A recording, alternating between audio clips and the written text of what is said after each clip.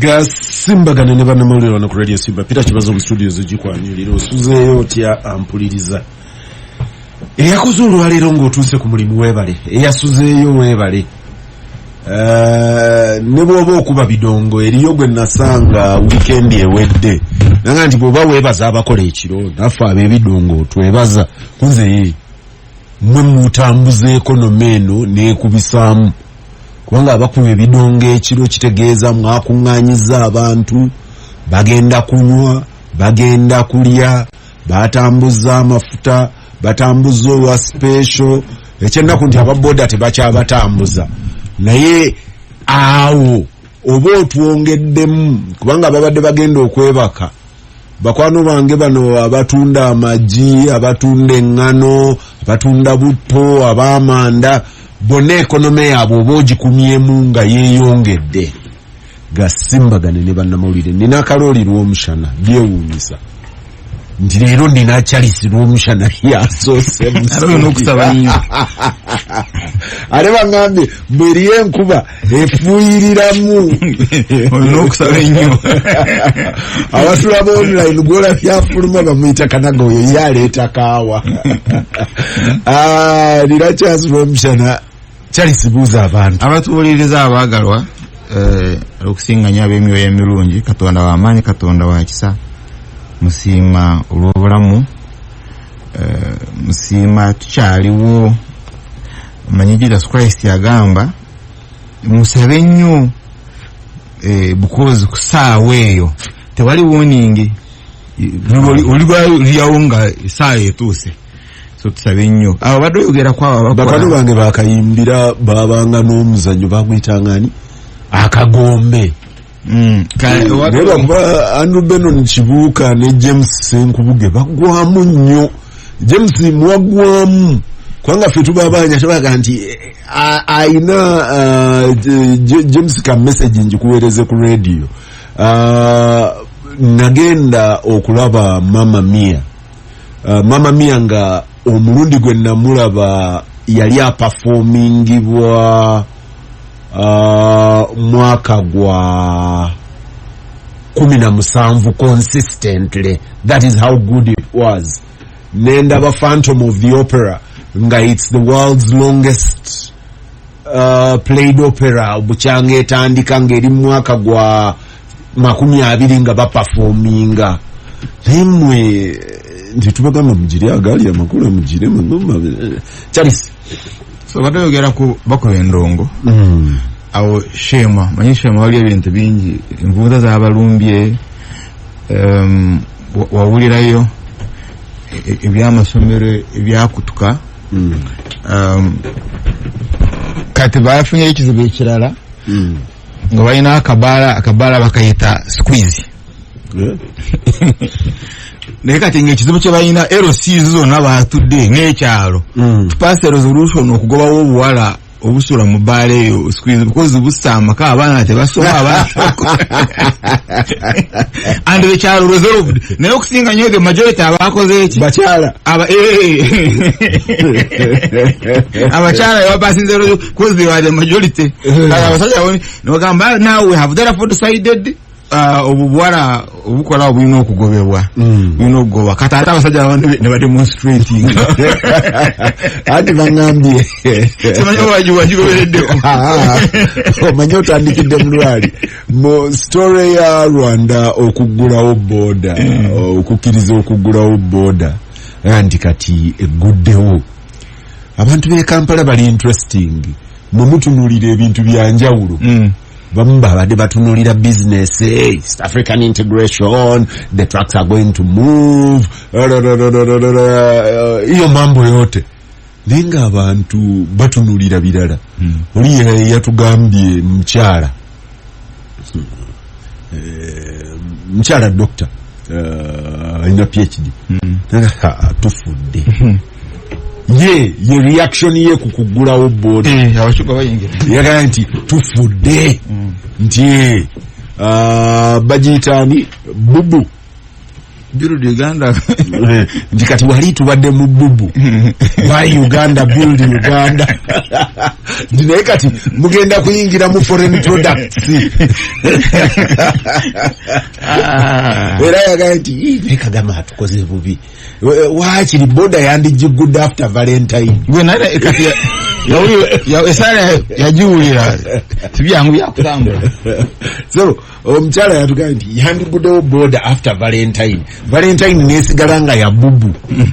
Buy Uganda build Uganda. Nagambe na wayononeka. Aneda gwenze nkugambye gwe nadde njogera naye sinza mokera. So shema kati ye economy jeyogera ko economy y'ekiro. It is the economy of consumption. Yes, enkola but economy ya kuingiza mu lubuto. Mukoze chapati, mukoze chapati fine mwebale, mukoze boda, mujize boda mwebale, munyedo mwenge, maybe kye tukola wano mwenge, but tulima omwemba bikivamu ebivamu mwenge tubirima. Do we that's the question we should be asking. Abanywa igo, abanywa epulipuli, omwemba ne wawo bya mirundi ebiri. Obulo n'omwemba byonna babibatwalako. Actually ennaku zino oli yambuuza nti naye obusera buno bwe batunda tetutuuse okuimportinga obulo. Yeah, so that's the question you should be looking at. Zino chips zemugire ekiro bumonde bwekaba. No, they are not. Buba Kenya. Bugenda okuva Kenya ngeno buweddeyo. Ante tuina capacity. Omonde buva Kenya ebinyeebwa G-nuts buva Tanzania. Yes, engano yali evaako awo katono nnyo mu sebe yawo, but kuliwa enyingi naye eva Tanzania. Even by the way, even ne carrots enyingi ziva Kenya yalina amasamba ga carrot amanene. Yes, bwe yogera ku muceeri cha importing omuceeri kuva India, Pakistan, ate wano nga tulina abalimu omuceeri tegumala. Yes, kati so ensiri nene yandabadde tuongera kya production. Tugenda okugenda production ojongerako nga n'akatale okwongeddeko. Ampuliriza Gasimbagane Ne Bannamawulire. Of course yemu ku stories za wiki eri gye tubadde twogerako ya Rwanda okuggulawo boda ya Uganda ne Rwanda oluvannyuma lw'emyaka 3 yagguddwawo oluvannyuma lw'abantu bangi n'olwaleero nkyanyumya awo wakati wa Diamond Trust ne Christ the King wakati awo waliwo akamotoka mubiyita bu drone n'eri teyafaanana nnyo drone zino eza bulijjo naye yayimirira awo nga terina nnamba nga njeru eringa taxi neyimirira ne bakwata omusajja ku street ne bamusamba ne bamukuba ng'abadde azze avuga Mercedes Benz GLX the box baziyitanga cross country ngeri awo agivuga ne bamujjamu ne bamukuba ne bamupakira mu mmotoka ne bamutwala ng'abantu abali ku street buli omu ayimiridde bw'ati akola ki atunula ne bamutwala n'abula. Oluvannyuma ndowooza famire ye neemanya. Oluvannyuma abaamutwala ne bakima n'emmotoka nayo ne bagitwala naye tebaayo n'amanya kyekiddiridde.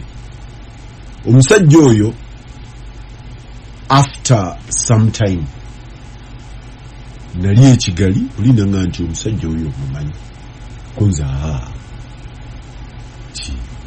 ti omusajja oyo baamukwatira Kampala kati bwanyumiza story nenga wait a minute wewe omusajja gwe baakwatanga Christ the King nti oyo kunze kiki ti bamukuba ne bamutereka ne bamusigaza okumala ebbanga finally ne bamukasuka across the border.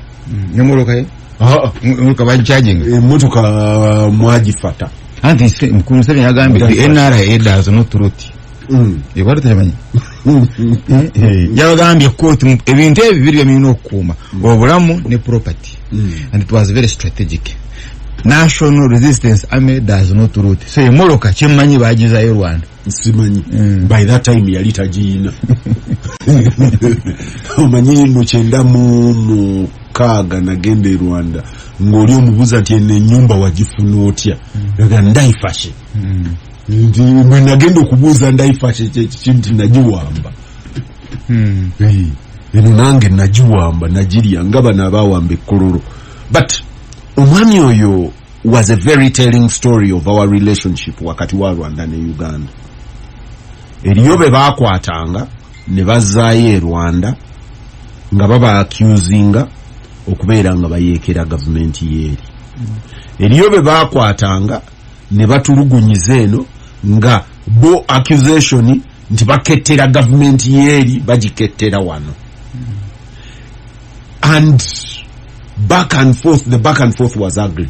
Abantu bafiirwa businesses, abantu bafiirwa sente, bafiirwa obulamu, and twaguddewo yagenze.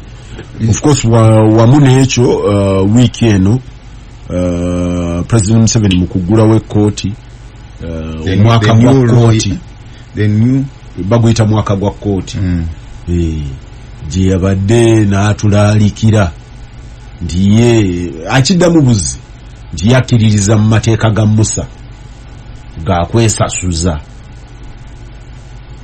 Abaganda bagambanga nti bbanja lya mwenge omanyi bwe kiggwayo oludde wano wandibadde oyiga nyina okubayigiriza ebyewaffe bagamba nti bbanja lya mwenge liggwa na mwenge tulinde tetulijja ewamu ntulinde tuligulwamu nange ndi missionary mwina okuyiga ebyaffe oli mufuluki era kati wano bw'oba oripotinga ewamu obagamba nti nafulukira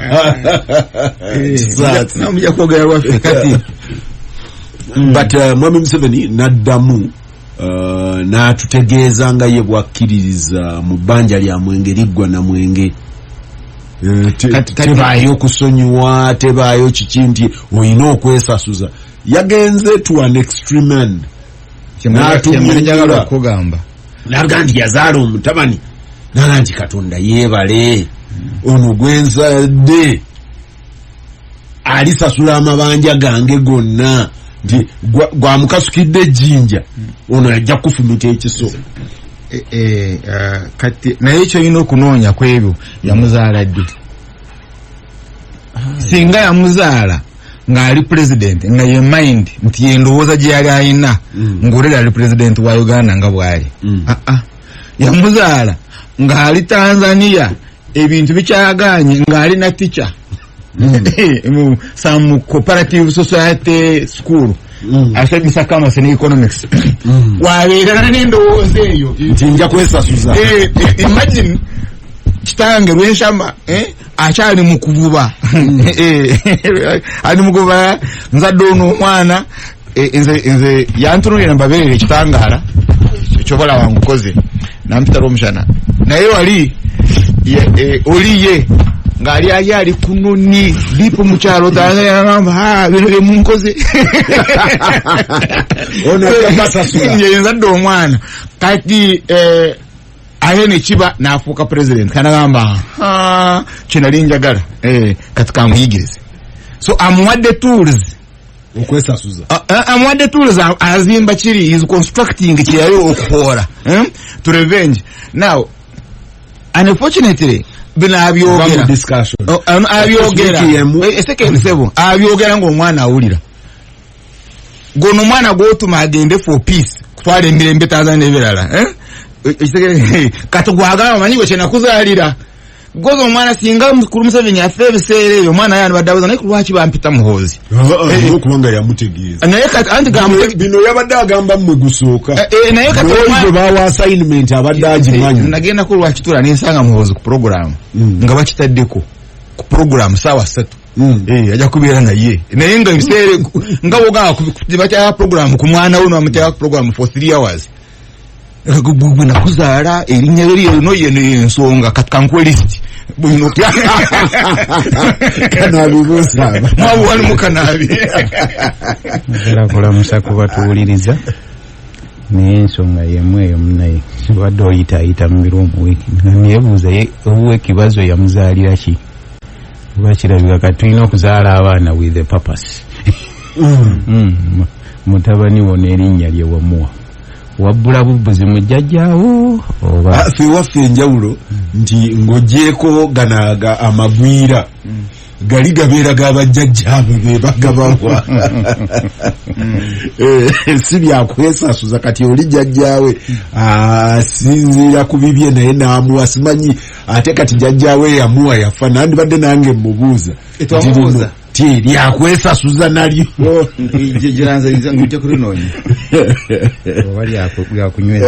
of course ekirala ekibadde ekikulu mu mawulire wiiki eno mubadde mu aba petroleum finally batandise bakoze bagita investment decision bagenda ku rolling out era abasiimula emikono batandise naye omanyi mu kifaananyi ekinene nnyo manyi okunoonyayo akasingayo obutono eno wansi eriyo kye bayita local content kinene abamu bakitabulamu bingi naye nagenza okubuuza omwami omukulu omu nja musinkana leero sijja mwogerako bingi naye nagenza okubuuza omwami omu nemugaa nti abantu baffe nalyoka ntunulira nga Kibazo omanyi ekizibu kye tulina abaana twabafunira emirimu gya welding ti n'omanyi nti wano tetulina bamanyi kwokya byuma kunze wangi lwaki temwabatendeka kati nze ndaba abaana ekatwe ndaba abaana kola olw'entebe wawalala gye ndaba aba welding abangi ne waffe eno ngodde najjeera mbalaba nnyo ku kkubo nga nti abo abaana bamanyi omuliro naga nti tebabitegeera mbu ate pipeline yeetaaga skill konze bagenda kuvaawa kati abagukola naga nti bannakenya balina ettendekero Mombasa very interesting nti strategically bwe baamanya nti eno eriyo okuzimba petroleum ettendekero baliyita fundi baliyita liri Mombasa lya technical school libadde lisomesa nnyo aba telecom aba electrical n'abaki ne bateekayo ndooza bagiyita fundi oba fundi faculty oba fundi department ne batendeka abantu abalina capacity okukola omulimu ogwo nabuuziza abagenda okukola pipeline ne bagamba nti tujja kwetaaga abantu ndooza abasoba mu mutwalo along the line of the pipe abagenda okukola nambuulira ne ssente ezabadde zigendamu kati nanga nti naye abalina obukugu obwo mu East Africa basomera Mombasa era omuliro be bagutegeera konze kati ffe tetuyina wano batendesetendesewo n'abaana bammwe banafu omukulu bwe yabadde aŋŋamba ezo argument ziri across simanyi walinnyeko ku nyonyi ya Uganda Airlines mbuuza nanye okuddamu lwaki kubanga excuses ezo zibaddewo naye lwaki tetuzireeta ne mumagye kubanga mu magye is local content era tutwala strategically abantu baffe ne tubatendeka mu courses ez'enjawulo ne bakomawo ekyo ekintu kigenze kikwata buli wamu twategedde eggulo nti tugenda kufuna ki abantu bwe batyo university mukulu Kibazo weziri Kyambogo ogwo omulimu agukola naye strategically mu myaka 3 emabega ena gavumenti ebadde ekola ki n'oyo omwami singa onooba omusanze naye atubuulire nti tugenda kwetaaga abookya ebyuma ebyekika kino 300 naye mu baana be tulina abayingidde omwaka guno eyo cost unit tumenge sure tugikola ki ekyo tetukifaako tulinda eri ku nkomerero mpuliriza second nali mbuuza mukulu bemuga nangamba gokuwa owa driver wali oyina okubanga wa training ebino ebirole bino yes kati yena nga bino ebirole byali alese omulimu gwabyo ogumu gwali gwakusomesa kuvuga because you see you have to bid nebo gamba nti oyina capacity egenda okukola eba ina okucheckinga ebyo byonna oyina ebirole oyina ababivuga nga they are qualified then ekirala I have someone I know yali abadde ayina contract ewemmere eriisa erisa abantu emmere erisa abantu emmere good number mkyala kat contract bagimugyeko oli yagibye naye nga talina ate capacity erisa abantu n'agitunda omutake. Ampuliriza Gasimbagane ne bannamawulire subcontracting omukyala abadde nannyini subcontracting era osigala ofuna omulimu. Gasimbagane ne bannamawulire of course mu opposition ebaddeyo demo ebadde mu parliament ndoza yeyamaliriza wiiki ababaka ba parliament aba opposition beekutte wamu ne bafuluma ne beekandagga ne batuula ku madaala ga parliament nti kikafuuwe b'okutuula munda okukubaganya ebirowoozo ku biteeso nga abantu baabwe bali mu kunyigirizibwa bali mu kusibwa ababaka baafulumye ne beekandaga but ekyo kyazze on the heels of kyagoberedde mukulu Abed Bwanika wiiki eno ndoza yali amalako wiiki ewedde n'alangirira nti ye akooye okumubanja abaana ewaabwe ekabonero nti ye kati ayagala kufuna banne mu NUP abakkiriza oba mu opposition actually abakkiriza nti tugende twogere nti tayagala kulembera pase yagambye ayagala abakkiriza nga bwakkiriza nti tusobola okwogera bajje tugende twogere emitala oba oli awo kino kyekinayamba nakyo kyakozinze a bit of ruffling of feathers mu opposition and kino si kipya tubadde at this stage variously okuva ku Michael Kagwa bajjukira Michael Kagwa the DP mobilizers group okuvira ddala ku Michael Kagwa eyo contention ebaddewo eri abagamba nti tubeere civil tugende oba twogereko nabo nebaayo the headline egamba nti kama mbaya ndoze ekyasembayo wano oluvannyuma lwa kalulu ka 2006 bwe bakwata mwami Besigye ne bamutwala Kolomojjo manya abazungu be basibiranga Kolomojjo bwe bamutwala Kolomojjo n'agaana okusaba okweyimirirwa. I think by now batuuka mwami Museveni n'abaana abakyalo babayita bani situation room tutuule twogere ne babiitinga ground bulungi nnyo ne boogera na buli gwe baali boogera naye nekyerabika nga kisoboka okutuuka gwe gye baatuuka bwe bagenda okusinkana gwe baali balina okwogera naye Besigye nabaga nti twogera kuki n'asetinga egundi ensonga nti zino bwe bazitwala emitala mukwano gwange omu ye mwami Besigye yabaga nti abo mwagala okwogera nga pate mwogere naye mu making sure bino naye nze temujja kundaba kirimu abo abagenda okwogera bwe baali bagenda okwogera naye taata w'abalwomushana Avenger the Avenger tata wa the Avenger yes ya Avenger tata wa Avenger ndaga nti kulisti y'abajeruwa ndaga nga taliiko chief negotiator ne bamugamba nti oli agambye yetaliiko naga kabulangane bw'abatajja mu biveemu naye omu ku baagendayo yankanga nnyo yaŋŋamba nti baatuuka ekiseera nga buli proposal gye batadde ku mmeeza ono creator wa Avengers aga nti ye naye olinnyumira ng'olaga omugongo Kibazo olinnyumira ng'olaga omugongo bakubadde embooko kooli lwaki abikkiriza byonna oli ne baweta ne babivamu so neyo debate ebaddewo mukulu Kibazo kwekyo genyina mu lukuubo actual okuteesa kubadde kugenda mu maaso naye lwakuba nti kubadde informal nga ndowooza bano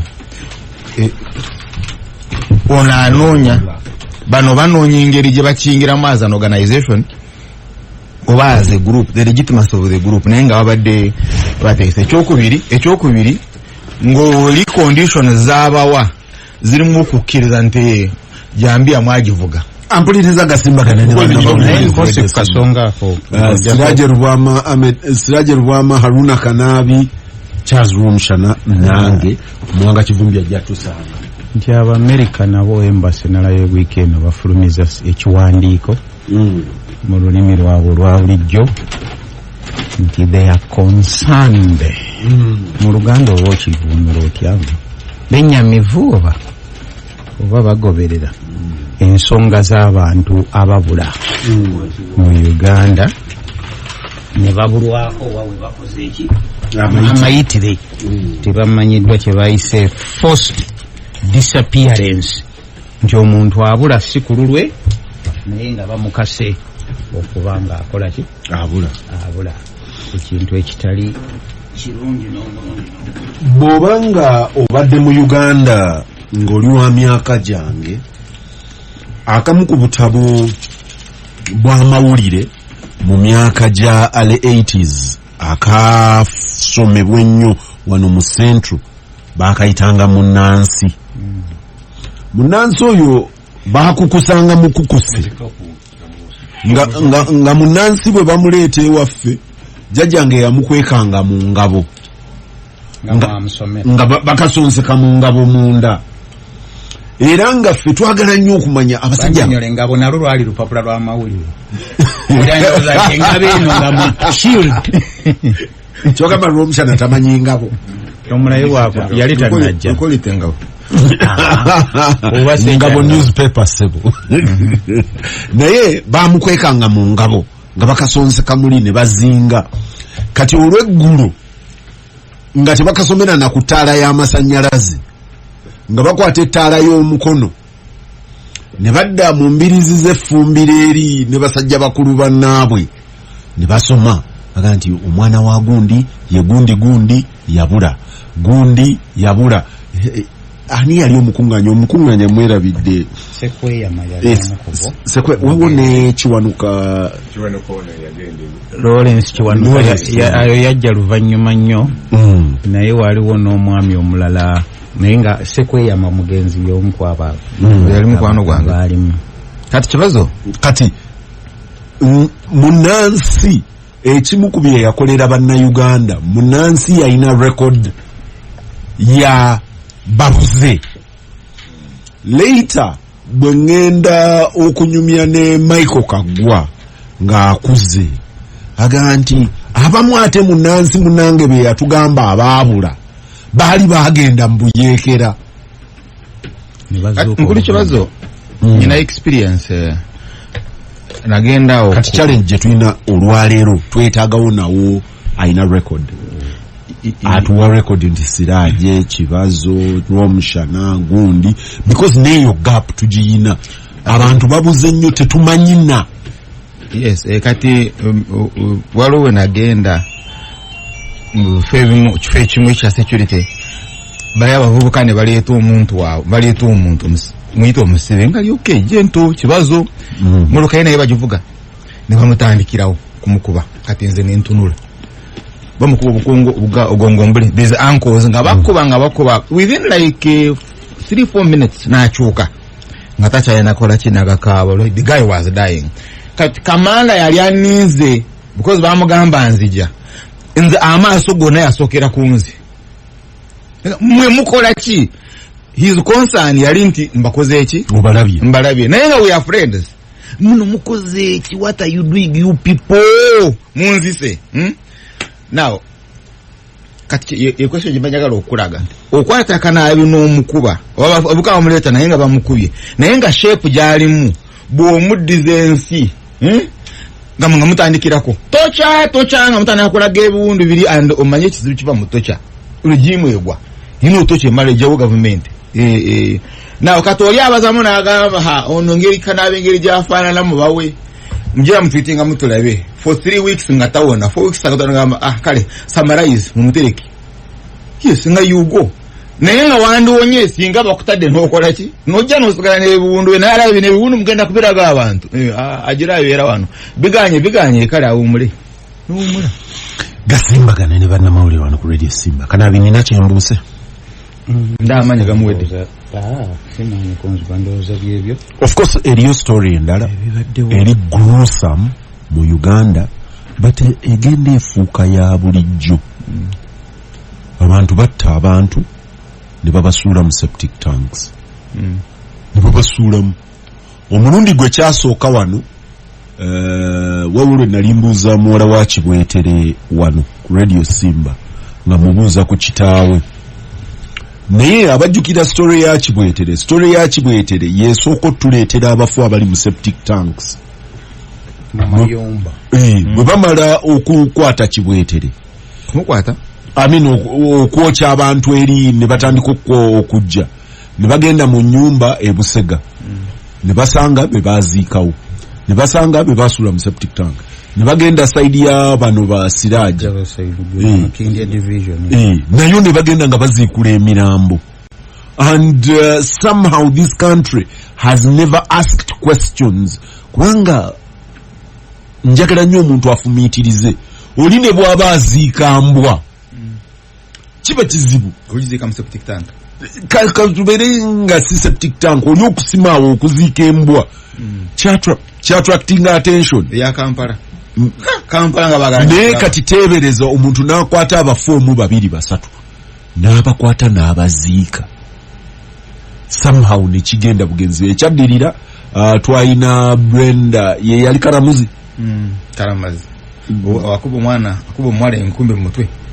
Gwe baziika simanyi oba bamukuba nkumbi mutwe. Gwe basuula mu septic tank e Bukasa. Era ewa Siraja ene Makindye. Ne tuve wa Brenda Karamuzi ne kati kyafuuse pattern bagenda okugira bati nga bagamba twagenze okebera septic tank ne tusangamu omulamu. Ate bwe twazeeyo omulundi ogwokubiri ne tusangamu n'ogwokubiri. And somehow bannayuganda bakitwala nga kya bulijjo. Ndi okay, it happens. No, it's not that kitwala nga kya bulijjo. Bw'oba onoonyereza security olina okunoonya ono yamuzudde.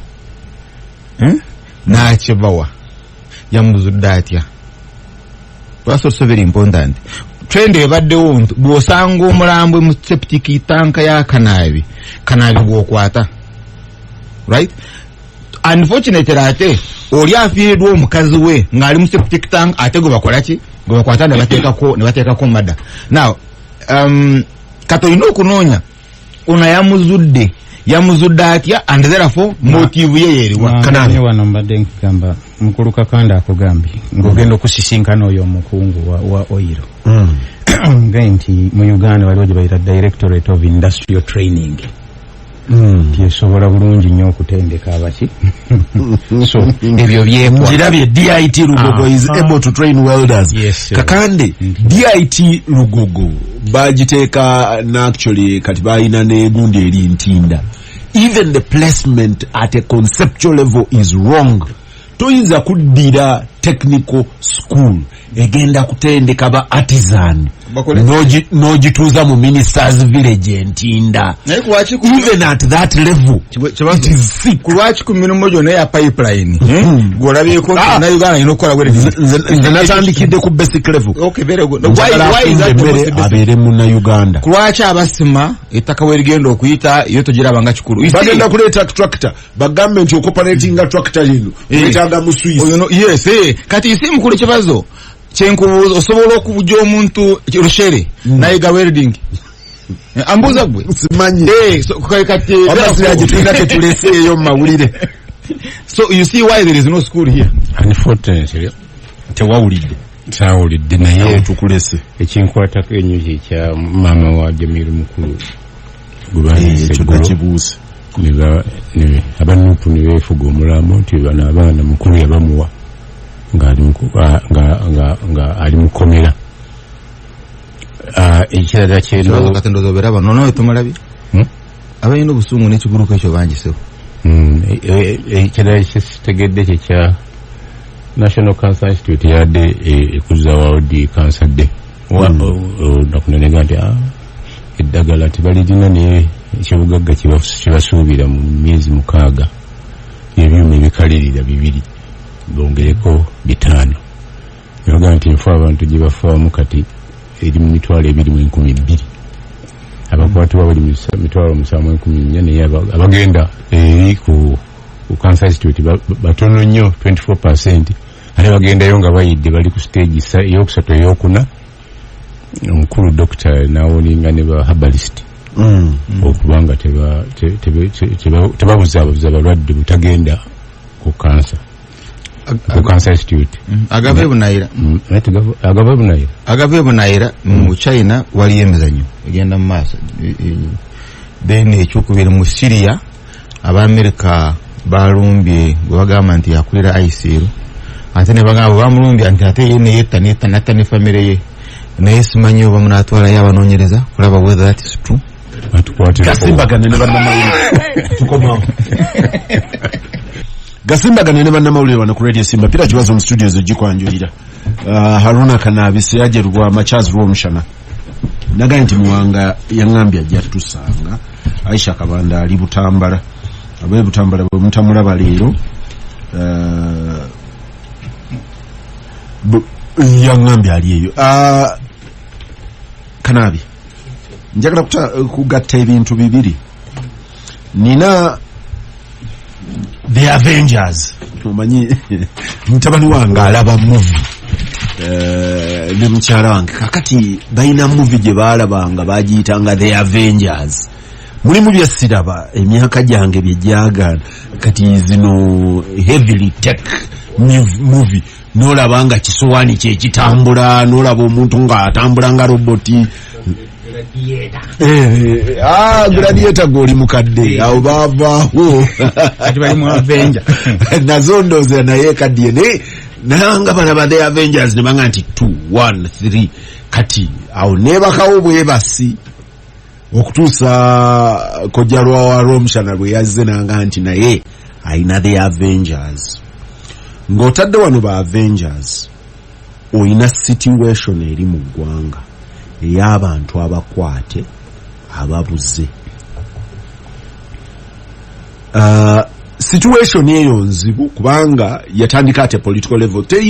Teri ya organization nti kabadde kabiina kaffe kabagundi tukwatagane nti tumanyi nti tuli 50.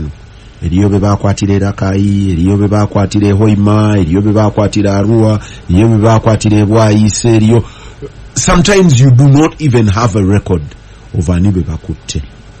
Situation eyo eri mu ggwanga egenda mu maaso, but also see a security just na human rights. Eri also political. It's a carrot. Mukwano gwange Abed Bwanika n'agenda na kispinning njagala otandikirawo oyinaddemu mu parliament but oyina message eva ewa head of state abalaalikira eri because abaddiramu eri naga nti mbaddiddemu eno njagala zombi ozigatta ompe comment. Bw'ogatta byonna byetooloolera ku biseera balw'omushana bye baamala nga bakola ssemateeka ne batubika bbula bakuyita kutimba nti fena ne tubeera n'essuubi nti mugenze ne muteesa obwongo mubulina ne muteekawo ssemateeka muteekawo ne chapter oba yakuna kati we tugenze nga ebyo byo biringanga bakuyita sitamanyi oba tuyita wali otambuliddeko ku kameeme nga bagenda bakuseetula ne bakujja mu ntebe n'omaliriza ng'oli kuki ku kameeme kuba bye twogerako akameeme kabangako batasasudde oluusi nga kisinziira wa gy'oli abafise muluka ntono kuba kati bw'ogenda ng'oba ogenda ne waba lw'omushana kitamenyuma we wajjula ne baganja kitamaha ne wano n'okola ki ne mwenyiganyiga ne mutambula nti Bwanika nga musajja wattu naye bw'atudde ng'alaba nti ne bw'ogenda mu kooti n'abasobola balooya ne bawoza ensi neggwayo n'omulamuzi n'akuwa order principle nga tannakkiriza era tewabaawo kikola ki kikolebwa nti olwaleero ayinza okuga nti avenja omunyizizza ye tagenda mu mateeka omusana yagambye nti si yeye avenja yeye taata wa avenja n'avenja yennyini ne kitaawo wa avenja naye so noja kunaga omugongo olunaku olumu kati kitaawo wa avenja naye yagambye wano bw'ovuma it's entertainment it's a right naye eri yetuga bw'ovuma nkuwa omuggo kati agamba okuvuma omwo it's right okuwa omuggo. Yes, mukulu Kibazo ndowooza ebimu tugenze tubyerabira naye nze ne Muwanga ne Siraaje abava mu community eri nti emyaka mingi bino byonna ffe bizze bikula Musiraamu ne bamukwata ne mumunoonya oba oli awo oluvannyuma lw'emyezi 6 naga nti ali kitalya oba luzira ne mumusangayo Basiraamu ne basonda banange musuule munnaffe tumufunire looya ne bawoza aba afuluma ne baga nti ne bamubakiraawo ne gaba mawulire ne bisirika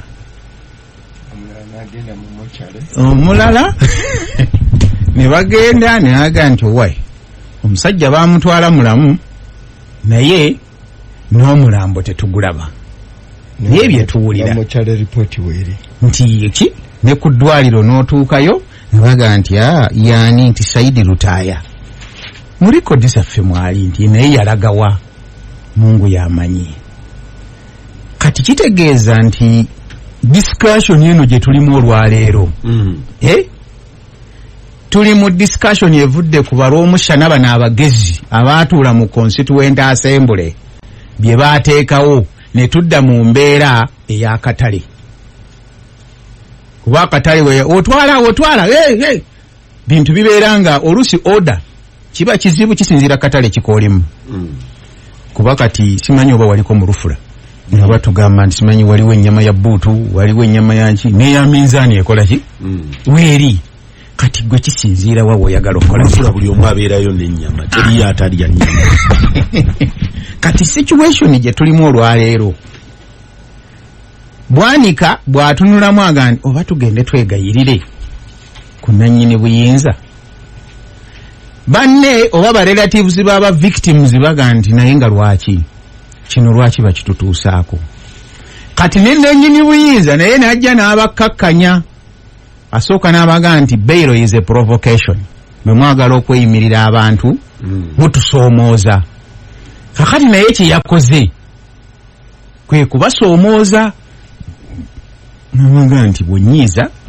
si mateeka omwana gwe nazaala kati simanyi kiki ekinyiiza omukulu kyemulina okwegendereza mutabani waalyoka ajje akusasule kuba ekyo nakyo tekirikkirya kiki ekinyiiza jjajja kumwogerako mukuba mu katuuni kuwakanya kyagamba so kati Kibazo bwe tuba tudiscussing embeera eno tugitunuulire mu mbeera omanyi Kanabi wagambye nti ne tudda mu mbeera y'akatale actually bwe nawuliriza Mwami Museveni nga tagenze mu mbeera y'akatale kuba n'akatale kabeera mu civility ne organization we batundira ente tebagenda kutundirawo nakati tebagenda waliwo organization level ne abaddayo ku foundations of the state ate twabisoma ne Muwanga ono abasajja abakatoliki bategeka koose yenkozi ne batutegekera naye bwakuzaayo ku foundations za state basuubira nti munaayamba ensi ne tugisala twagisala naye bwakuzaayo ku foundations za state enjawulo eriwo wakati w'abali abasajja abakubi b'amayinja abaali primitive nammwe abantu be baayazika obuyinza bwabwe ne babwejjako ne bagamba nti kati okuva olwaleero nti gw'onootukuumanga n'ebyaffe kati ennyama bwe tuyigga ente yaffe gwe tukuwa akafumito ne tukuwa olubirizi gw'okuume bakazi baffe n'abaana n'ebintu byaffe enjawulo eriwo ya instinctive response. Revenge is a primitive instinctive response. State bwetuuka nekuzaayo ku level ya revenge. Mwami Museveni akugamba nti emyaka 2 eja development ya Uganda jatusala. Anti checho waddayo wali Kibazo nti bwemushana bwe bamukuba omuggo agenda kukasisira n'akwata omuggo n'agukulinda naye n'agukuula ku mutwe. Enkula y'amateeka tekola. That's how primitive we are at. Simanyi kyowakanamu nange wabula gw'obizizaayo eri n'oleeta technicalities zo eza state. Nze natandikidde wano okumpi nti tuyina wano yali member wa Constituent Assembly. Ate ali omukwabo abali naye naye primitive TV ekirungi ky'omusajja ono kyekyo kyennyini ate nga tayosa ale muwanga bwotobadde mbadde muganga nti bwomusane oyo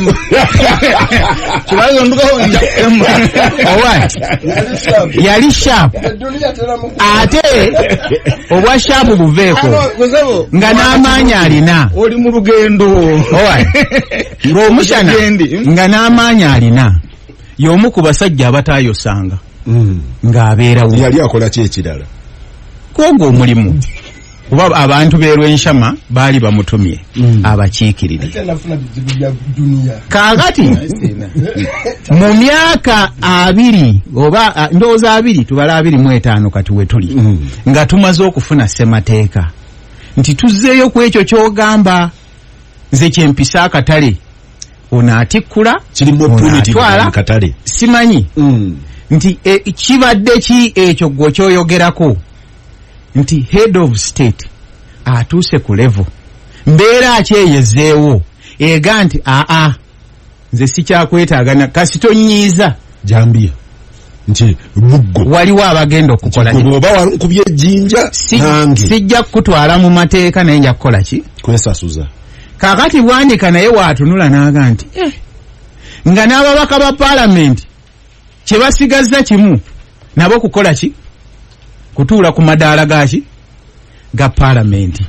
Gwe batwalidde omuntu oba gwe batutte ng'osigadde kusaba munguwo bakuyita kunobeera mu ddiiro n'ova mu kisenge nodda mu ki naye nga neewammoga naye nzireyo eri oba nsigale wano nga gwe batwalidde omuntu obeera mu ddiiro nga ky'oyinza okukola kimu kuyita bamawulire n'okaaba looya gwe wandituuseko banzikirize mutuukeko waliwo omukyala yali jindi wano saidi ze Buwama yakabira nnyo ku TV nagandi wakiri banzikirize oba omulambo gye guli bagumpe manye nti omwana namuziika wano naye nga weebali abakulu basirise ab'amawulire abawerekera abatwala lisiti ku kakiiko k'eddembe ly'obuntu aka ensi yonna emboko zakola ki tebalina gwe bagambyeko kiki wabula kamera zaabwe na notebook baavaayo nga nabo banyiga ki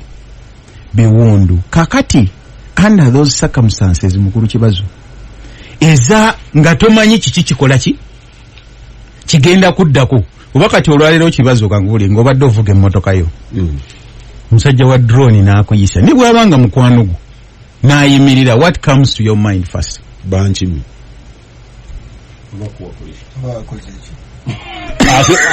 ate oba omanyi kati ekyo kanabe si kyekibi nnyo katugambe nti aba drone babadde bagalagulawo kasooli ku kkubaawo baba we bapaakinga guno oyagala ojja olabe ebiri munda ne bakulaba ng'olaba ebiri munda oba noyagala ojjeeyo akasimu okube ekifaananyi engeri gy'ogiyingira. So statement ya president nze kye nagifunyemu kyadde kintu kimu kukonfaminga nti bwaba awakulumbye manya either wanyizizza omukulu ono alina okukikolako n'akola ki najja. Kati bino bye tugembadde nkuga nti ne balooyo olwaleero we tutuuse otuukayo n'omuga nti owaayi tufairinge habeas corpus naye n'asooka atunula tamale yatugamba nga wano nti embwa etunula ku ggulu neega nti kuliko ki nti awa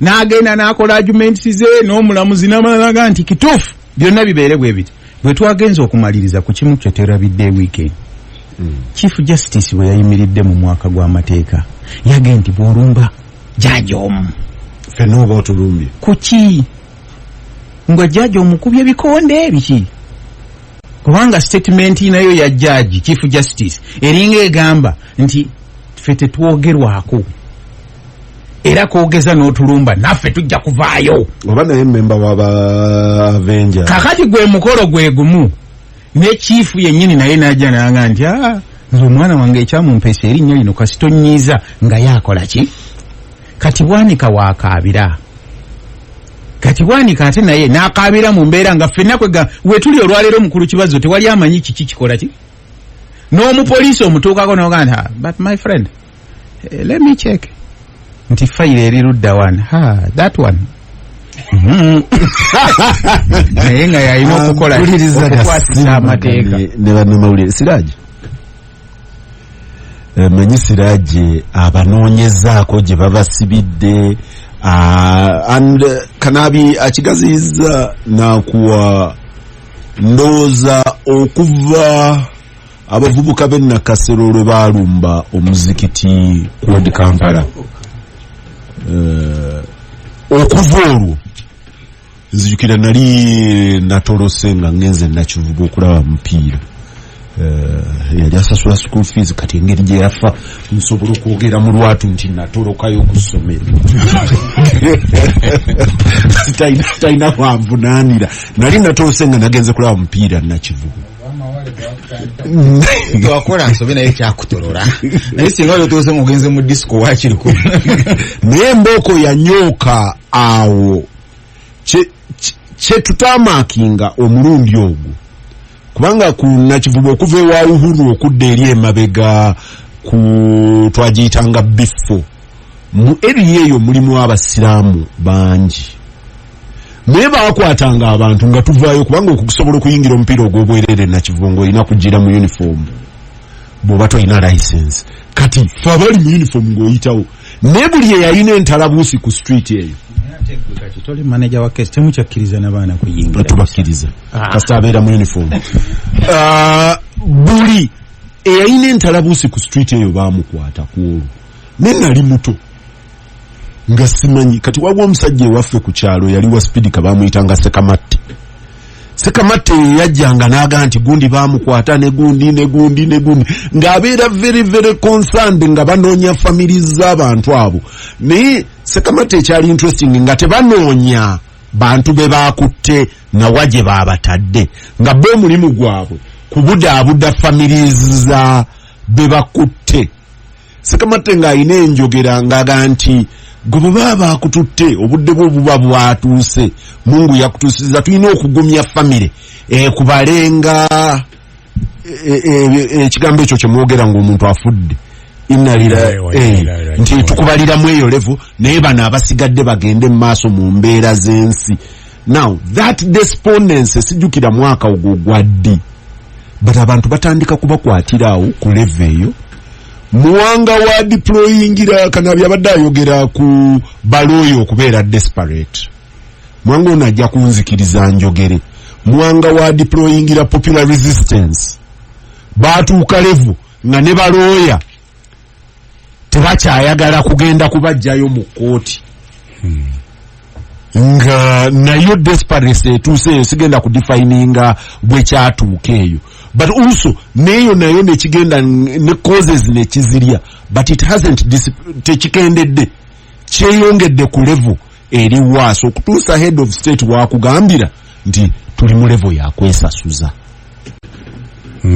actually level y'okwesasuza tetandise kati wabula yongeramu bwongezi giya nzijukira bulungi nti nga balinze kooti emyaka mingi nalabako biasness emu emenga ku musango gwa Haruna Kanabi omulamuzi intentional bwe yagaana okuwa bail ku bailable case naye na nsonga gyawa senior counsel Kayondo yali mu Katoliki mulungi yasiba Kanabi yamusiba okay omulamuzi teyamutegeera naye before nga tanamutegeera Haruna yagundi mukama waffe Haruna Njuki Seka Hussein Njuki yafiira mu Marianina clinic teri amanyi yamutwalayo naye yafa eriiso talirina eryekkono eriiso teri amanyi yamutwala mu clinic. Kigambo kye yasembayo kunganga nti nze nkoze ebyange siraje namwe mukole ebyo.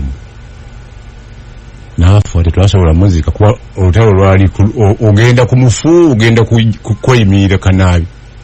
Kayondo natuyamba natuziikirako njuki awo wandegeya. Final submission is Kayondo yagamba. Sagala oberenga buno abantu abakave lwanshama. Natuka Kampala Road nga asala busazi tatunudde ku left na right. Bakira tumite me concern. Mutuka ne mukola ki? Tunulira submission z'abali n'ezaffe. Omukazi n'anyiiga. Oyanyiiga n'ateekawo n'agaba ebibonerezo bibiri. Myaka ena naye n'agamba nti they should consider the period Joe spending in prison. N'agamba ne fine oba yali 1.2 million.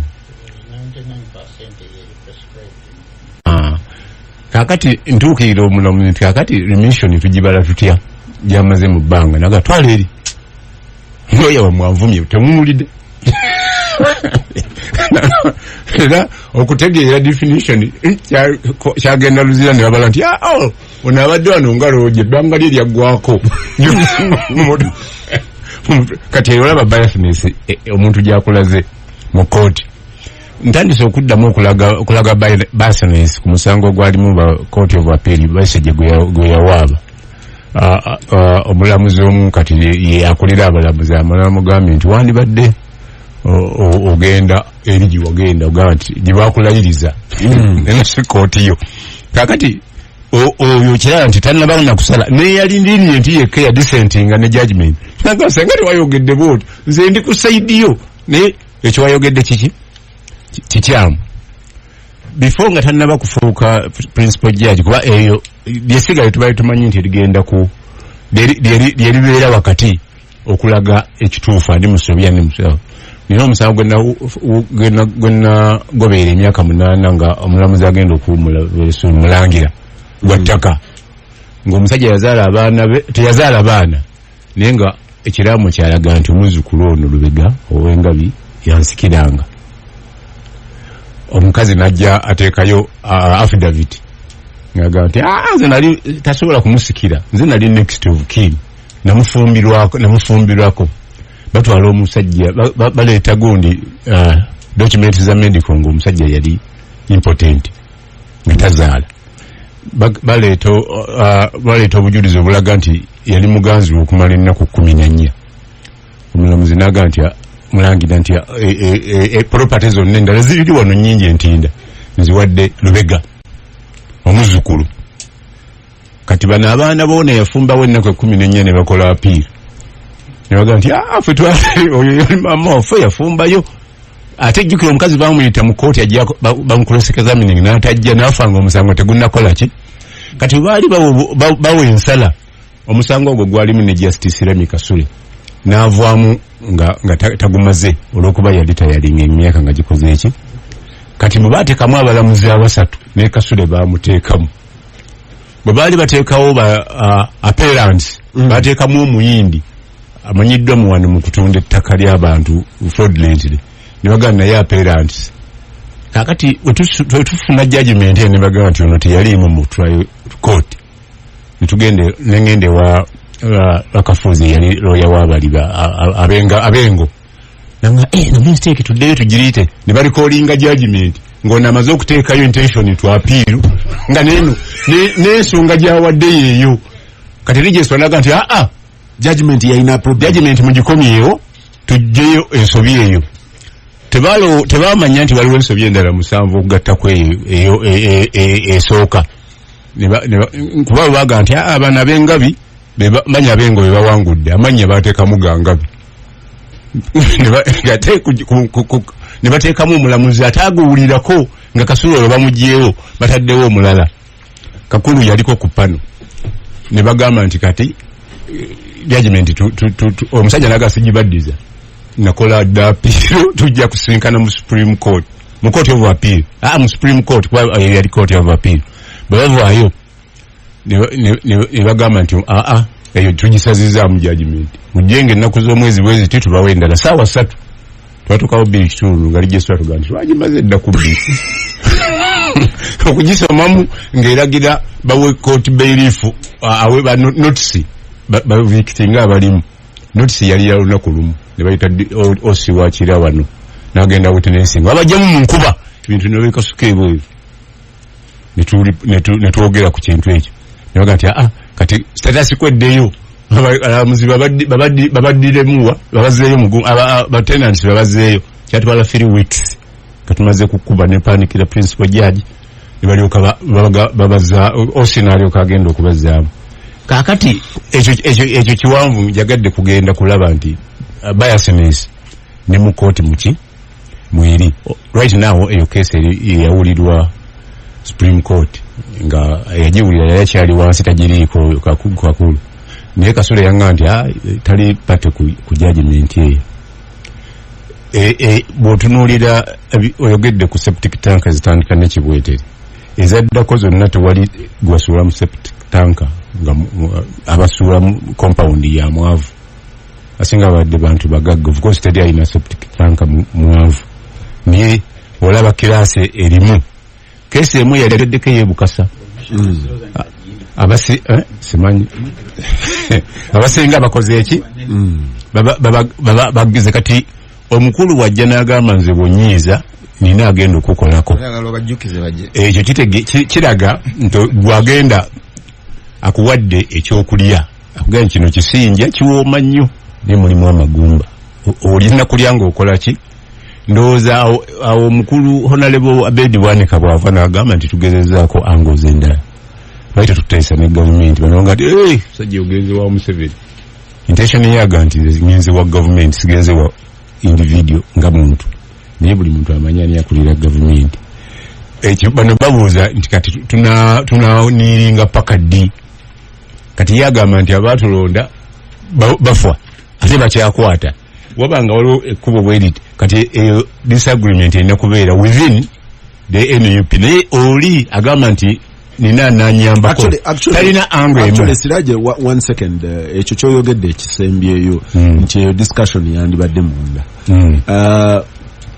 agree or disagree sifaayo ku which angle gye kitwala nze ndowooza nti Abed obuzibu bwe bwokka nti idea agisoosa ku muzindaalo exactly nga tasoose mu kisenge is that fact radio talk agamba yagisoosayo mu nkiko zaabwe I don't know but nze nagiwulira ku muzindaalo nze ndowooza nti eyo discussion because ebibiina by'obufuzi bibeera ne internal debate nga ziri extreme ku either side buli lunaku ojja kubeerayo n'abaana abagamba nti naye mmwe nti mufotookerera nnyo nti eno yessaawa ffe batuwe ebyuma tugende ne mu debate nga ne mubazza mu line nze ndowooza Abedi kyo wokka waayina problem nti because we can agree to disagree yandibadde ajja mu kisenge ne batuula n'abagamba naye mumanyi nti nze njagala tukwate line eno abakkiriza ne bakkiriziganya naye abaawuka ne baawukana naye eyo discussion nebeerayo internal okwawula togitukubako kuyita kuzinda okwawula toyinza omuntu wa bulijjo tayinza bwakwawula na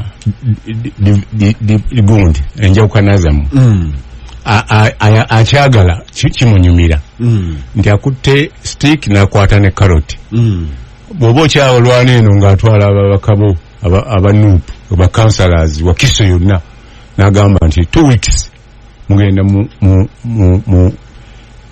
indoctrination workshop n'abagamba ne allowance yeno 10 million but is the idea mugende muleke 1 million and a half kati nosigala nga atolwanyisa ekyo mugenze mutya mugenze wano ng'aleeta emyoga nga nti mbongeddemu otulira emyoga 60% abanupu bazikoze njakunzikanga ngamba no idea y'okwogera ya kibiina kino oba ya ggwanga lyonna because oboga twogere oyagala kuteekamu bawogola oyagala kuteekamu bakana oyagala kuteekamu akibishop semwogere because oyogera ku basibe ne tocha kizibu kya Uganda yonna.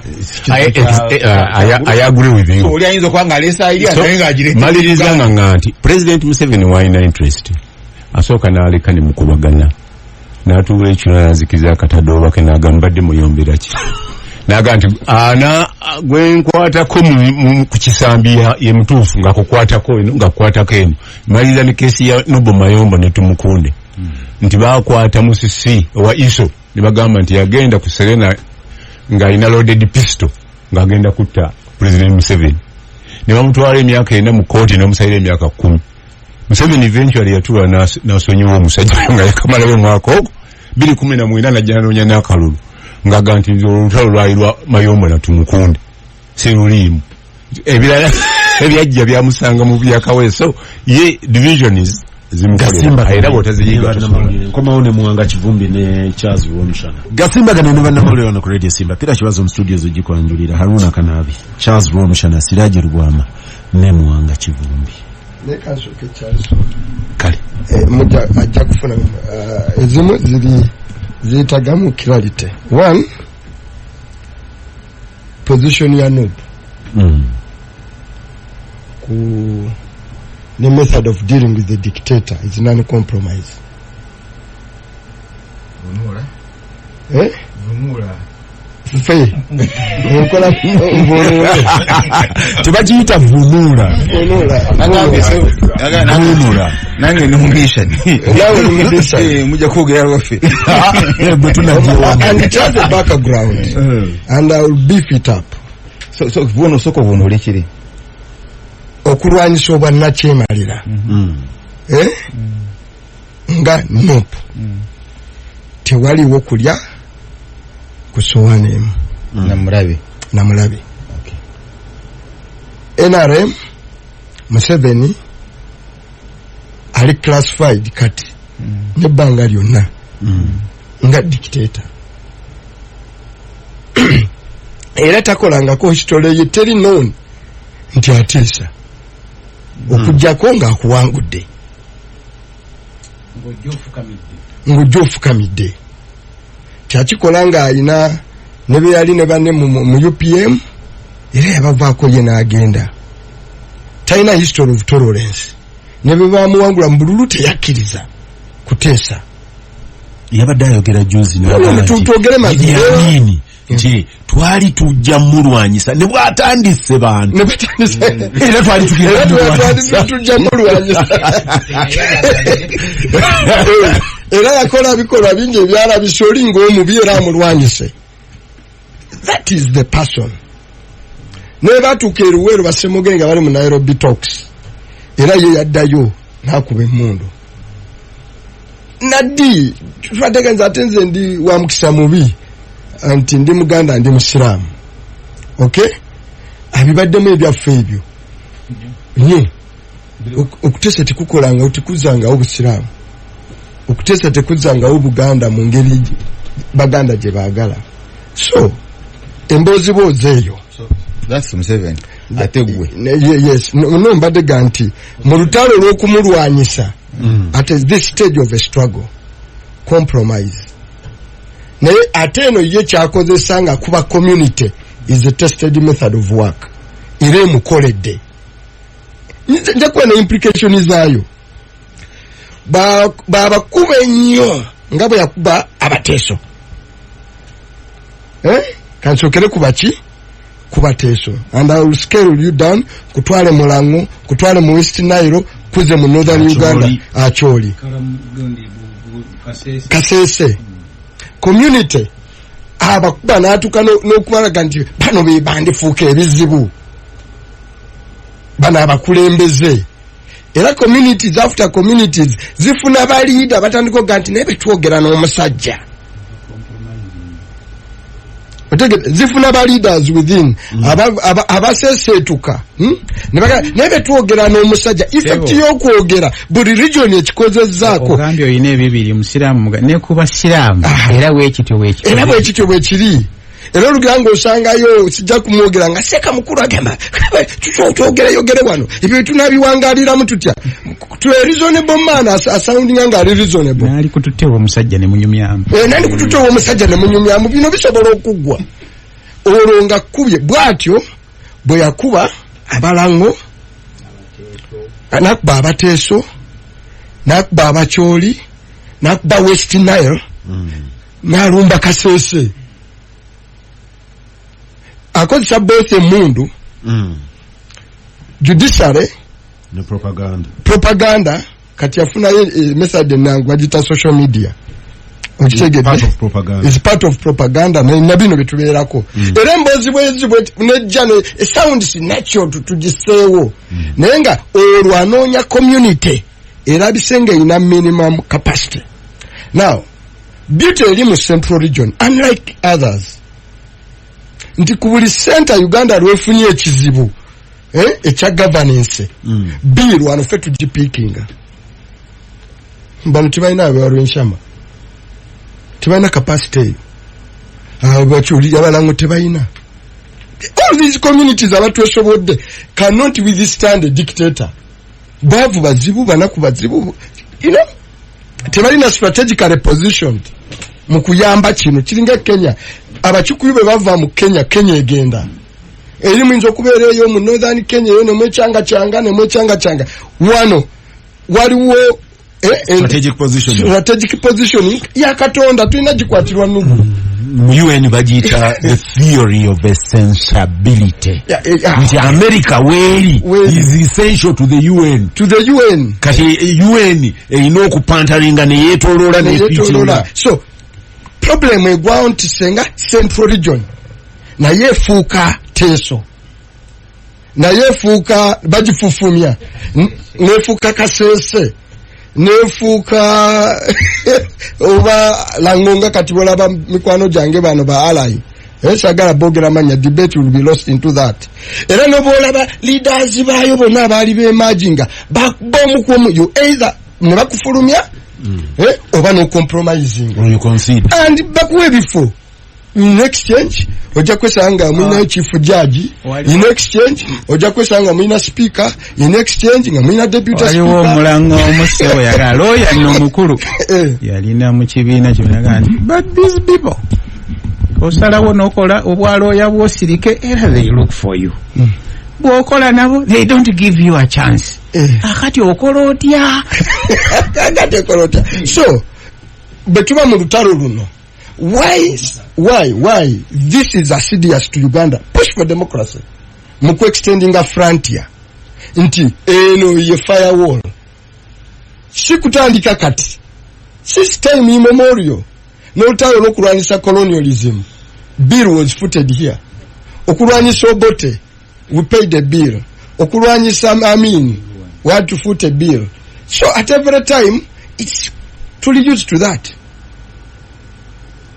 Sorenti abala tebasobola ne Katonda kyakibawa mu kubumba ensi eno nga bolaba Victoria nti nyanja eri wano n'atagiteeka anywhere ekikugera kwa Katonda n'olwekyo region gye twogerako na kino nga kiri mu center kati yes focus mu weakening ensi eno disabduinga the only remaining point eri kati eri wano ate waliwo nawo dynamics zaawo.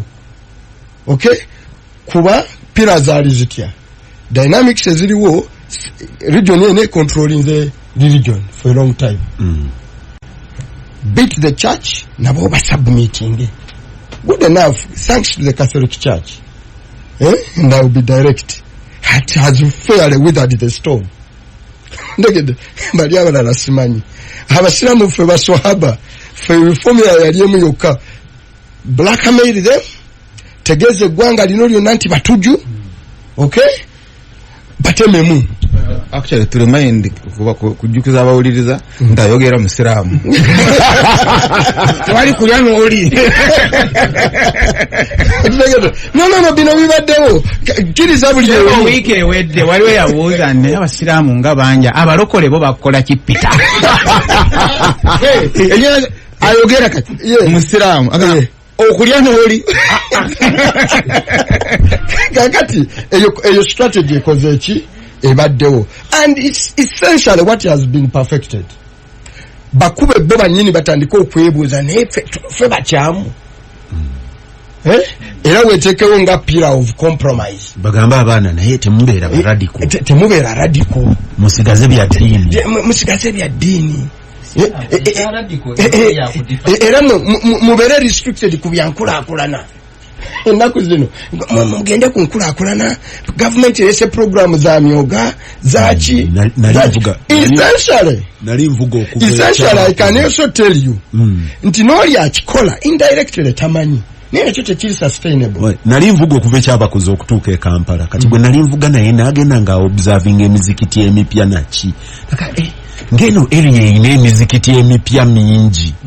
Bwe twali tutudde naye mu mmotoka n'aga nti ti eriyo group y'abasiraamu abali elite abagamba bannaabwe muve mu byobufuzi ti tutegekere abasiraamu development, ndi bazimbira abasiraamu emizikiti ne bazimbira seeka ennyumba. Kati bwe discussion bwe yagenda naga nti politically abo babasikayo ne mu politics baveeyo, oyo seeka tagenda kudda mu byammwe bya bufuzi bingi nnyo n'emizikiti emingi ennyo olusi weekeninga because ffe bakitaffe okwemanya ne unity.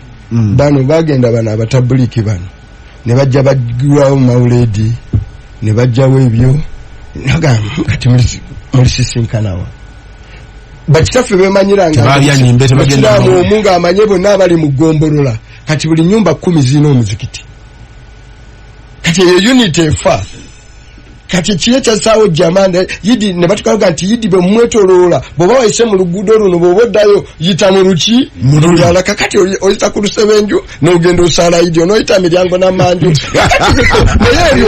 That discussion is here one. Yidi si yawan ne yidi esalibwa mu kibangiriza. Naye kakati ennaku zino buli muzikiti n'ogumu bwe guti ogulina 10 imaama ayagala asaaze yidi yaawo nebyo byalulala tuli byogerako mu foramu endala. So nabyo birimu politics waabyo. Nze nveeri maka mutunulya everyday ndi ku nsibuko yaabyo nenzibalansinga nemalako nazo.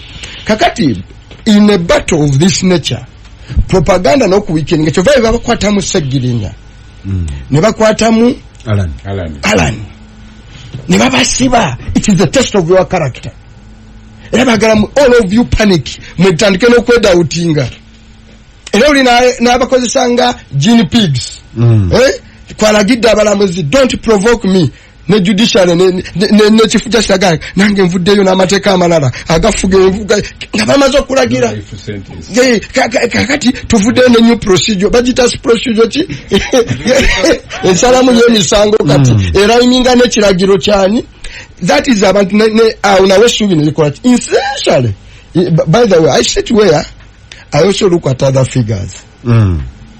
N'oli abikola lowooza bimukolera ninaye tebimukolera mu kuzimba ekyo kipatronage ekyo kyo kyalina kituuse ku level nga tatasobola sustaininga ku ssente kubanga olina kyewolera bwewolezi.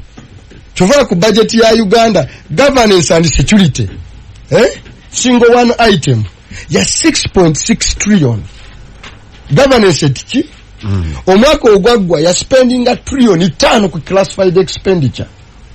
Kivuddemu ki azeewola buki mu katale walimu ng'atunze treasury bill n'omusolo tezikola ki tezirimu. So naye yennyini oli akipasuwinga talina kyalwana. By the way, the conspiracy is big. Mbadde ntunuulira figures in the morning nkyazetegereza nja kujja nziko zijja kwewunyisa. Balina kye bayita government loan scheme region yemu eya western eyinako 2,000 ku loan scheme. Yes billion abantu 2,000 government loan scheme. Buganda ne population yayo eyina 7 ne northern Uganda 700. Nga kitegeeza nti mwetaaga looni kati bakola criteria ey'obwavu. Bakola criteria y'obwavu. Emyoga yakoze nti mwetaaga looni. Bakola criteria y'obwavu nti wano tetwetaaga loan scheme. And that is your quota. Finally, go and study. And these are small studies. Peter, you can even, some of them are funny. Go and study ku TV. abasoma amawulire g'oluzungu ne ku radio kuno va ku luno Oluganda ekyo nkuwadde homework genda ewamwe mu UMI gy'oli onkolereyo study ku young PhD people nga bali below 40 over classifying. So these are, and all of you temusha kuwa na community kati nga abana bamwe 80% of your youth the best they look for bavuga border abatavuga border banonya passport gende Kyambogo wali every morning ogende Kyambogo wali ku immigration o interviewing abali mu line abanonya passport eyo wala mugamba agenda imirire ku airport buli lunaku. You can study. I'm giving you an example. They are from here because you have capacity. Wano mwina capacity one esobola ogenda ku ezala abayoza amasowani wano mwina omushana tulina capacity ezala abayoza amasowani egenda ku immigration ekitemu ekakabiri mwina capacity esasulira ne passport alewo mwitamu mwina ne capacity esasulira company ezabatwala ne mufuna ne capacity egenda kunyonya naye werwenshama akyanoonye zimutuuseero kunjiri afuneza basa aje Kampala abantu ko kuyiya baba bamuwayenga ogenda ngayo n'olaba ekiriyo passport ya bwere ne why not Central Region? And I can also give you figures. And among the stars here, why not Central Region exports people outside? We import house-made, most of them from Western Uganda. And Busoga. You see, do you know why? Wanominetaka, you have what you can sell. Mucha ina wetaka lye mutunda, ni mugenda mwa made eri mu Buraya. Ewafe katutundechi. Chobora aboyiya kateri kyaliwo. Boyiya. Yes. Ojawa omushana koza sowani. Kakati Peter mu scheme of things people want to compromise. Ono kyagedeko eky'ettaka. Go and study. Bino biri factual, tebiri deniability. Gendo studying land transfers. The busiest offices is a land transfer. Ziri mu Central Region. But transfer to who? Transfer to who?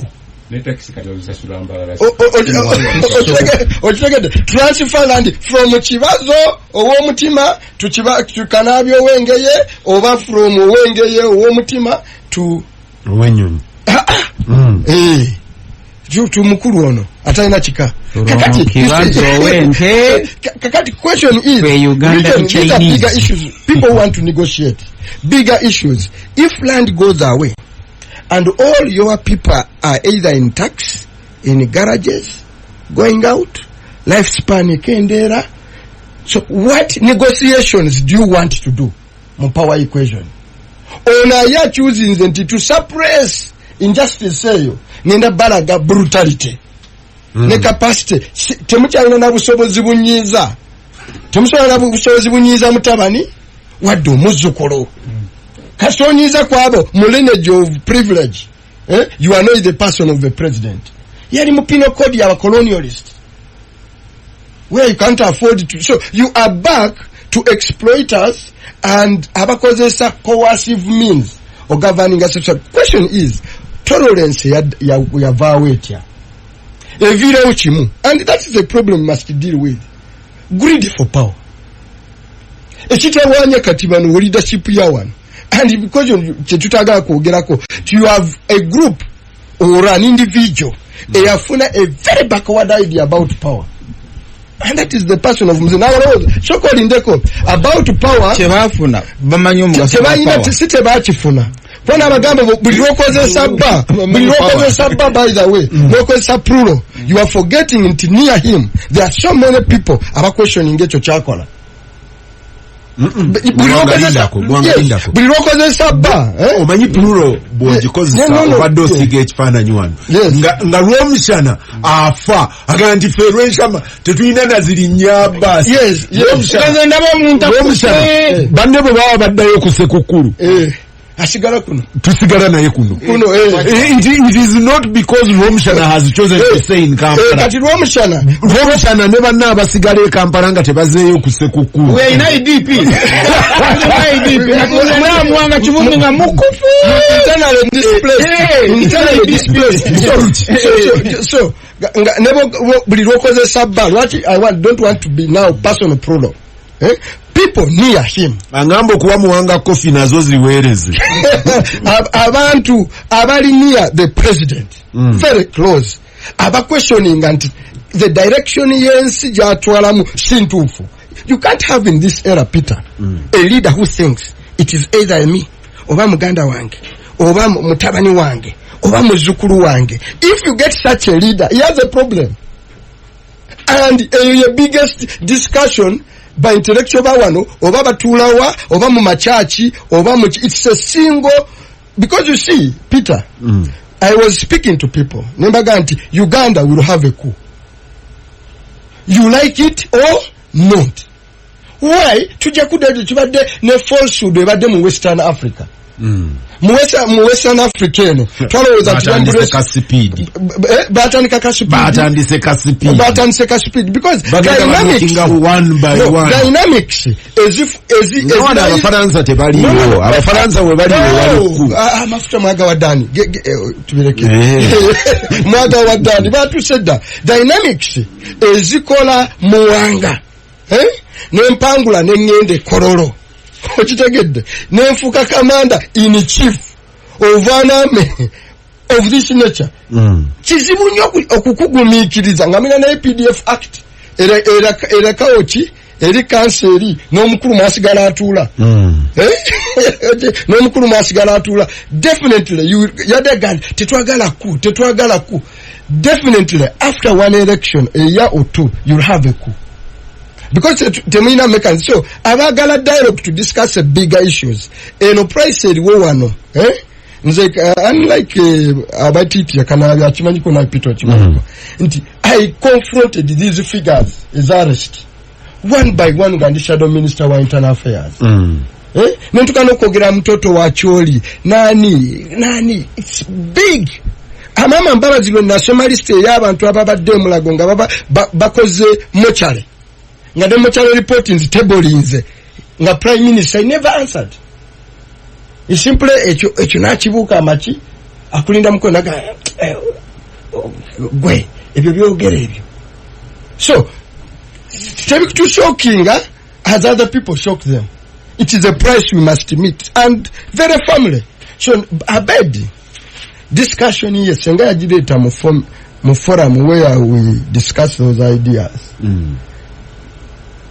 Twandisobodde ojogerako maybe yetaga invitation yagambye omukulu amanyi mobile number ekyo sagala kigendamu that discussion sagala I think we don't need to debate. I don't want to debate that discussion to that word but naye yennyini bambi baba alowooza nti he has a solution. He has not studied the environment with an eagle's eye n'eriise ki ejjogi okulaba ky'onoyogera kyo kirina implication ki abateeseza ne Museveni mu Northern Uganda nayitayo o driving a sub county pa sub county nga waliyo nsisira zokka.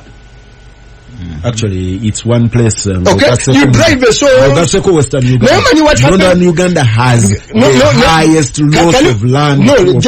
Just look at the exchange while their brothers in high places babawo obuchi obutala we're worrying now the biggest land grab. While their brothers sit at the table, okay? Ne baba wo butala baba kugambye muina chief justice, muina bichi, muina speaker, they've descended on the land.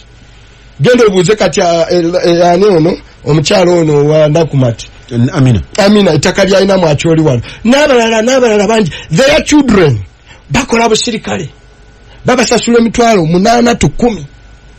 Wane Kampala wano kukuma gate zabano buli gate go tukako ku banka kuchi comes from the north nenga bali they have compromised era kyo wakati eyinza kusanga obutalo obucrossinga nga bugenda across Karuma businga obugenda ebutambala but exchange eriyo baba wa butala abaana bamwe bakola busirikale kukuuma gate era n'ettaka lyammwe balitwala n'amafuta wegali batuttewo. So what kind of compromise? And I can tell you obutaalo buliyeyo buwera ono eguddude kati businga obwawano. I rest my case. Gasimbagane ne bannamawulire. Gasimbagane ne bannamawulire wano ku Radio Simba. Mwanga bagamba nti abadde bwete makindi nti tokozesa plural mu kintu kyonna. Teriyo community eina communal benefit mu government nti eno eri secluded benefit ya batono. Charles gwe njagala otandikire mu Avengers. Kati si kyangu kugoberera guidelines zo nga badozi twa ngoze mwanga yakavaho because mwanga alese ibintu nga bikulu nnyo mu historia ya Uganda. One, Buganda as a community, as a region, okubanga eri center of gravity mwachite emnyonyo yamanyi nnyo mu kulwanirira ekituufu. That's correct. Bwekito bwekyali abazimba ensiisira mubeeramu empagi basibira akasolya empagi bagiyita seddugge balamusenge naye empagi ng'erwanirira ekituufu. What is fighting for what is correct. Era enkuyege bwe zigirya n'ensiisira ebeera ku ttaka. Mwanga Kibumbi is very correct. Kyobala nagamba my late dad bwe yampitanga Charles ne ngamba nadamu manya yemigu because rule yali nina okuddamu wanji naye ina local language tetuyinayo wanji, so wanji is kati nze namudanga mu waffe yena ankuwa because simuzeemu mu Luganda. The way ngiye twakolanga toilet yaffe mabega kubikako nankani the leaves byonna twabijja wano n'engeri gye tulima. So Buganda is correct. Mu ntalo za independence Buganda yazanye omulimu gw'amaanyi kati aleeta embeera gye tulimu ekyo akimanyi okusinga. Now ebimu ebizimba biva wano bigenda nkole not mpororo bigenda nkole. So chovala bankole ne Buganda nazo zifaarara azimba olutalo wa 1980 ekyo yakimanya. Chovala ba base y'olutalo olwo ng'erwanyisa omuluwo yali ankole babalije n'abala basamu magara n'abalala then ne Buganda nationalism ebyo yali abiina. Now but who is the first casualty? Ayaso okubeera first casualty is Buganda nationalism. Nga mukwa bakwata olubire bakwata makindi basebata sabata geno nunya Abaganda abagwawo now but nga tunagenda kwekyo lutalo nga lusetinga mu Arusha conference ani gwe baleeta nga first president Professor Ruri yali na battalion mmeka. So bowe balira mu buyinza what you call power Rulete yaliyo but ensi yali erina okuba n'Omuganda. Wabona eno busingi haliya Kampala Omuganda waabo oyagala nkubunuulire Mwanga Kibumba baho Omuganda waabwe. Now ekyo bwe kigaana ate nga bayombye nogamba atukoze tutya ono ate nga atulemeseza kati baho Omuganda waabwe still ne babawa Benaisa tuberondwa bwamugamba njagala kuleeta obote no ate izo nyina security kati ayi Benaisa ngatanse kufiinga ntebe amenye yaboneka constitution eri muleeta obote izo nyina security tuberondwa namugamba amajaga kukuma go obote obaleto chimba nyinti abakuma bafe ba UPC ani oyito ojoka na ngenda bako wa osana nagoba ndo zayali na ngobuchiga nagoba 79 no joke nebagamba watu kano kumugano kayabiha mushitwereta waduido baba mujjako still baleta ki baleta muwanga abade batunulira muwanga muloza inaki ayina obuyinza until tetokero lutwa bwawamba government ndoza walabira ndi muwanga naye kuyiya, and eventually he ended up in Rosara. Sibwekiri now. So Mwanga Kibumbi ngoyagala kutuka wano woluga nti kikafuwe as a region our survival bamaze okuba abateso bakubye bani tetugenda kuteesa dayola le mu historia mubaddeki you go and check in your historia engeri gye muddukira olusaniya temanje babufumbidde temumanyi iki ne muddukira ki ne muddukira olusaniya. Now in Western Uganda waliwa ati ngamba mu historia olusaniya lubadde lujja naye olubadde lujja oli abaleeta olusaniya ng'abaza kyasooka okubaza sooka kubaza Muganda and privately ng'anyumyamu ne muwanga twakkaanya walumu bw'oliraba ng'oli akozesa gwe naye nga kyakukozesa ofunamu naye nga yagenda okufunamu kulwaki omukkiriza n'akukozesa. So I will give you the kantani kye Western Uganda yesooka okukutuka. The generation of politicians nze benasanga nga nyingira barukiikeire bateberondwa okoso yafa Professor Mondo Kagonyera kitaliiko ojika that generation yona bagiteeka kutaka. Actually engeri gye bagijja mu byobufuzi was too ruthless. Genda obuuze mukwano gw'amanya mushaga awasa mu family emu Nadoni yateberondwa Nadoni yateberondwa ngali ku Makerere University asomesa nga tebamwana musaala. He refused to give him his salary. You see, but nga yasomesa mukulu Museveni.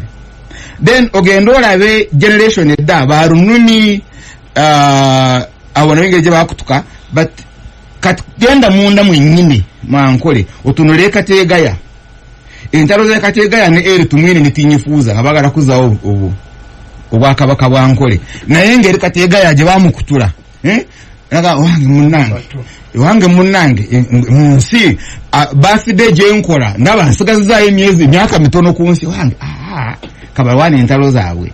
Now then ojolabe naawo be yali alwana nabo from ankole tinyifuza ba eri tumwine we bali those are generals bo balwana okiraba bali mu equation eri how are they today nema mbabazi go badogera ko naye agambye wange naye tebamuleta wano Kira Road Police okiraba go bakuba atunyonyodde be bamukuba nanyini revolution ayogera olwalo olwonna Muganda gwe bakozesa okuba endule olaba ye bamusibye naye bamusibye nga yambadde engatto olule binayisa mmwe isi bindekato kyasi wese bwekube mu kifuba olaba omulaba mbona olaba engeri gye bamusibye bakusibale bakukiriza nenga togamba nga yoli abadde ayagala bajenga bamwambudde ne underwear. You see, so twali twagala kumulabako nga bamukubye gyakakwenzi ati nkugamba entertainment twagala naye ajjeyo omugongo nga gwakakwenza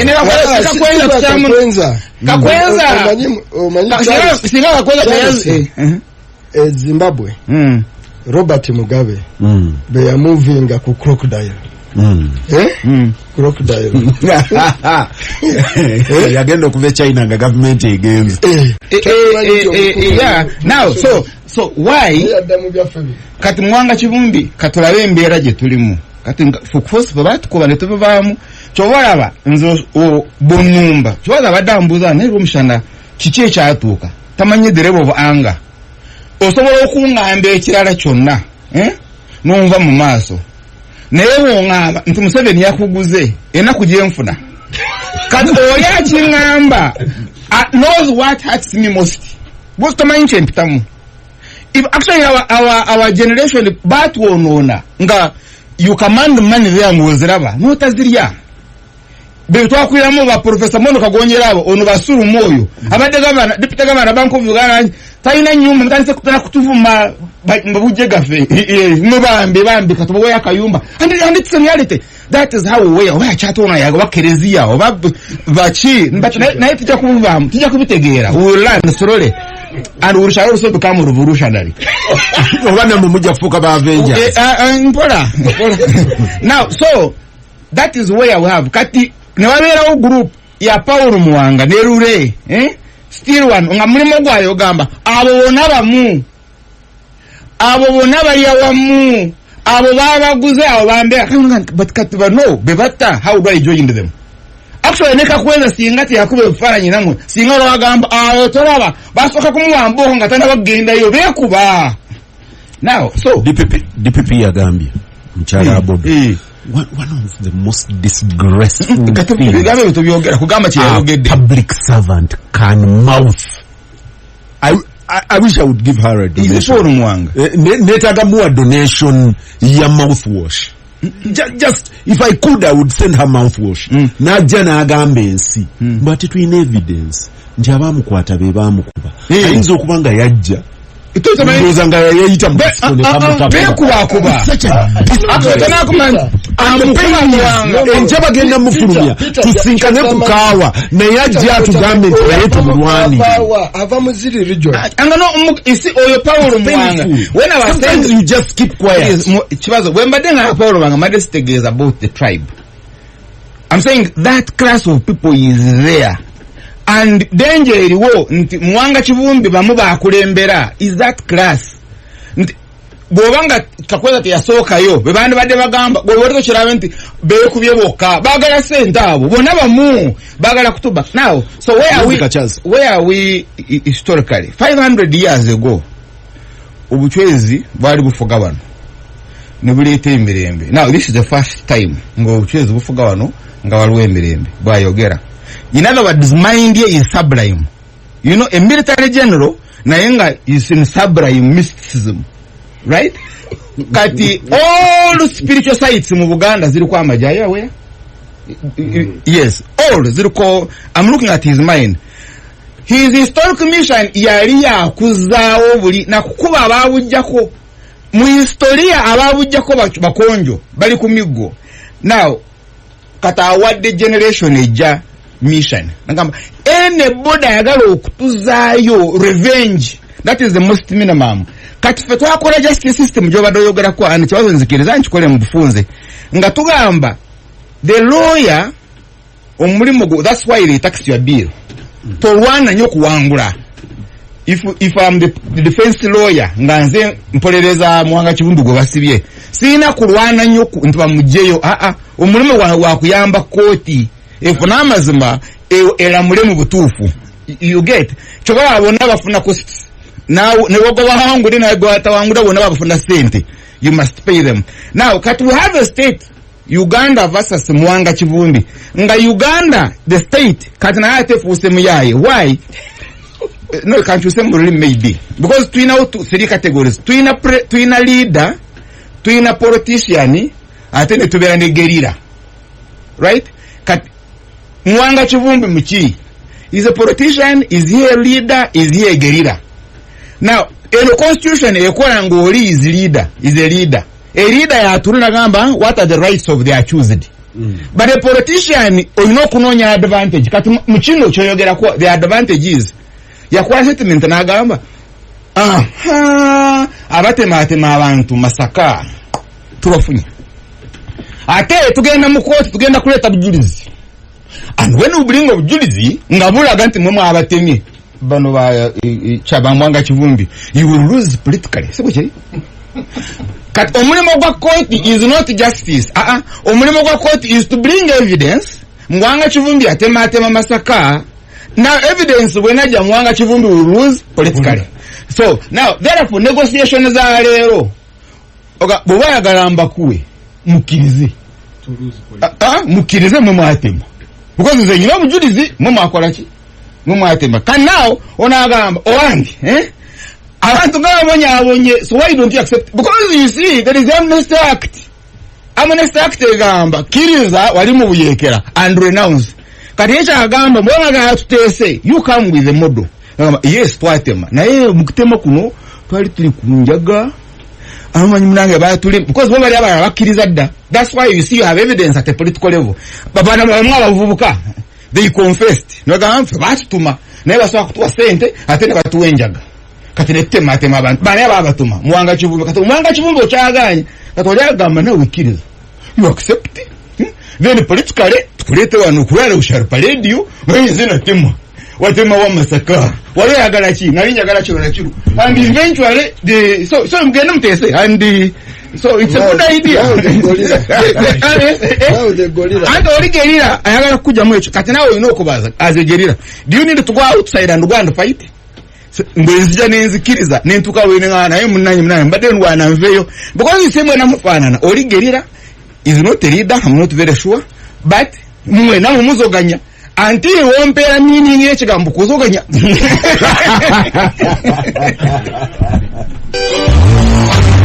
Olima katika Gasimbagane Ne Bannamawulire. Gasimbagane Ne Bannamawulire on Radio Simba. Saja bada sikomzida very brief. Waliwo Kayihula ng'akyali IGP ya parade nga avukaawo ab'ebijambiya bagamba ffe batuwa ssente eyatuwa ssente eyo nakulira waliwo hostel zeezo ziri Makerere awo musajja ne bamutwala ejjinji eno the pharmacy police ne Rufwenya final abavubuka ne batabasasula goni nga tabasasudde bavaayo ne bagamba nti oyo Kayihula yatulimba tuwayiriza oyo bamusibe naye teyatusasula tubanja babiri babatta omulala ayiruzira abalala babulawo babiri so nebino ebyogamba ebyakkiriza amnesty oluusi oyinza okukkiriza era n'obeera mupoteya kanabi tugenda kufuluma njagala okozesa eddakiika emu nanditandikidde nawa actually kantandikire wa mwanga eddakiika emu mpa comment abantu omanyi bali mu kwesunga mafuta baga nti final agreement bagikoze wano insinuation nga ngamba abafaransa noga nti tebazize naye eyo si gye njagala okulaga but just final investment decision finally because finally two things are going to happen atera zo Honorable is predicting. One, of course, there will be some money for oil. Some a lot? No, some. Kuba endagaano gye twakola y'endagaano y'omwavu gy'akola n'omugagga. In brief, I have a privilege to have read a bit of that agreement. A bit, not all of it. Y'endagaano omwavu gy'akola n'omugagga. In brief, mafuta mugenda gagabanya bwe kati. Okay? And I will be brief. Buli bidomola 10 ebinaava mutaka. Tugenda kugabana mafuta sente. Tugabana machi? Mafuta sente. 10 ebiva mutaka. Mwe bannannyini mafuta mujja kutwalako 12.7. Ebyo byaffe bwoya as bazita royalty. Wasigadde kinana mmeka? N'obutundutundu busatu. Oyo gwe bayita coast oil. Zezisasula. Coast oil. Naye ku coast oil ekyakozesa ekyo tisenga abazungu baagala okugyayo sente zaabwe zonna ze bataddemu mu mafuta bambi tuyinza obutasigazaawo nino olwekyo katufuneyo ka royalty ki oil. Makyu bakuwadde mafuta fe ngaba nanyini ttaka bagambanga nti ku ttaka amayuni ga bwayise ga nanyini ttaka emiti emisizi gya nanyini ttaka emivule gya nanyini ttaka kati eno 12.7 gy'emisizi n'amayuni ga bwayise agasigadde is 80 something 87.3 nago ogaza kwa 100 ne mugagabana bwe muti 85 is now cost oil. Kuchinana musanvu 85%. Yes, asulira ebikola. Agogabe bwoya bali abasimye. 15% is profit oil. 15% of the 87 is the profit oil. Profit oil njagala tugabane. Kati oyo profit oil naye mumugabana. Kwa agoge mafuta ge bayita profit ki oil ago nago mugakola ki mutwala ko 30%. Bali ne batwala era 8 ne batwala 7 kati awo muka eyo ye Uganda ena 12 nasatu ku 85 nasatu ku 15 ku 15 nasatu ku 15 kosti tetuyinamu kosti tetwatekamu twazimbe not cost ate cost wewe China ate cost kulikenda aje bata recoverable cost recoverable cost ntikati olwalero gwetuteekamu bo bateekamu bagamba ffe tuteekamu kululwo amafuta begana atandika okujja amafuta begana atandika okujja zino zijjayo nga tujjayo ezaffe ono otandika gwe okutandika naawe kubanga ateekamu ku ssente naate bamaze okukwasa ebidomola byo be balina omudumu ogugatwala kati ebyamafuta birala ebyamafuta birala olwo omufenna tuli wali ku mudumu abalina pressure bamala muswagala abantu pressure no njagala magulu kati saba oyo tumulala mbaba njagala sebo kunnyonnyoleko enyanja Edward egenda kufa Russia egenda mpola Albert egenda kufa ayo no ngama ngenda kujeyo bwerere kati ngenda mpola anoka kati bemumaze mwe namutuka ku mudumu omulina okusindika amafuta buli omuna amafuta ge buli baro nagali agagogo olina gali ogasindika mu mudumu tukujjako $12.7 buli kidomola kyoyiwamu nagali kyoyiwamu 12.7 nebakuwadde ate bazitwala ezo nazo batwala buli kidomola olwo olina bidomola tetugabana bya ssente muno mweno diiru bya kurudu oil tugabana mafuta tugabana matu buli lwoyiwako ekidomola bw'oyiwamu ebidomola 10 bakutoolako 1.2 buli baro nti bwenna mwafunye muwogo ne bakuwaako ensawo ezizo naye ozitwala olina loole buli nsawo gy'oteekako kati bw'oba tolina zisasula si bw'oba tolina tosasula bagamba ti bw'oba tolina kusasula $12 tagati tofaayo nga tutoola ku nsawo zo kurudu oiro kurudu oiro bw'otuuka eri gwosasulidde $12 nabagula $1 ekyo tokifaako era bagambye kyovola otwalwanisa nyakabla nti buli nga Uganda National Oil egenda ogakawulira it must have the owner's benefit amafuta begagenda muli muteeka lye twakola gabaga zino zonna ne royalty National Oil Company must enjoy owner's what benefit ekyo kino okuba mu ndagaano tebajja kutesa namwe bannabyabufuzi ekyazzeeko kiga nti sente owabadde kalumanywera and Uganda no balisoma gondi bali mpayo akantu ku mulambo gwange wali kuguli bali omushana abaana baabwe nyinza okuba nataasiza wakati nabo nga bali baleesaga nti no sente zonna eziva mu mafuta zonna National Oil ezisigaze yeekolenga bweraba etuweeyo tugoba at the end of the process fenga Uganda awo twasimbira nnyo ekkundiga nti nedda ssebo tujja kuwa ng'olubaga nti manya amafuta gatangajja katemukwano gwange kateregga kakani sikatawo mani mukwano gwange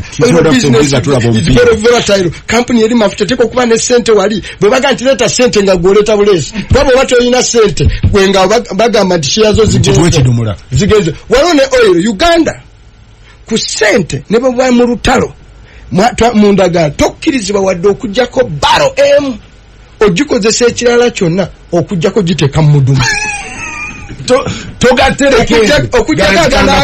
okujjako aganaagenda ku refinery galina okugenda mu mudumu ogatwala nti bwe baba bakuwa ensawo ze za muwogo omuntu n'afa awaka totola ku muwogo era mutega kuleere genda mukataje ebisinga amateeka teganzikiriza kunyonyola kwa honorable Muwanga bwe tugendera ku calculation eyo tusuubire nti tekyakola ku mafuta malala galindwa awalala wonna kuba mangi we gali naddala ku showa za Lake Victoria